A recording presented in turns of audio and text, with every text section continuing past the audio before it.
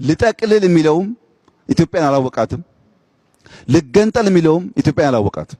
መገንጠልም መጠቅለልም አይሰራም። መስማማት፣ በትብብር ሁሉም ያለውን ሀብት እያወጣ እንዲለማ አድርጎ መኖር ብቻ ነው የሚያዋጣው።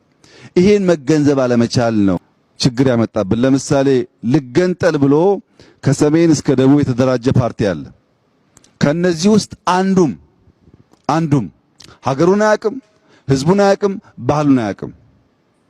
የነጻድቃን ቲፒኤልኤፍ ልገንጠል በሚልበት ሰዓት እርግጠኛ ሆኜ የምነግራችሁ እነዚህ ወጣቶች በዛ ዘመን ትግራይን ባህሉን በደንብ አያውቁትም። እልህና ቁጣን ያላቸው እንጂ የበቃ ዕውቀት አልነበራቸውም።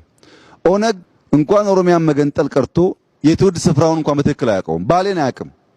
ሌላውም ነፃ አውጪ ይኸው ነው፣ የሶማሌውም የምናምኑም በትክክል ባህሉን አገሩን ሳያውቅ ነው ነፃ ልውጣ ብሎ በጋራ መኖር ስንችል መከፋፈል ይሰበክ ነው ማለት ነው። ልጠቅልል ባዩም ዘመን አያውቅም። አሁን ባሌ ይጠቀለላል? አይጠቀለልም እኮ ብትፈልግም ባትፈልግም አይቻልም። አለፈ ያ ታሪክ። ከኋላ ጋር መታሰር አያስፈልግም። ትቶ ዛሬ መኖር ያስፈልጋል። ምን ጠቀልላለህ? አታውቅ እንኳን ልጠቀልለው አታውቀውም። ይሄን ሰፊ ምድር፣ ይሄን ሰፊ ህዝብ፣ ይሄን ሰፊ ባህል ሰብስበህ አንድ ማድረግ አትችልም።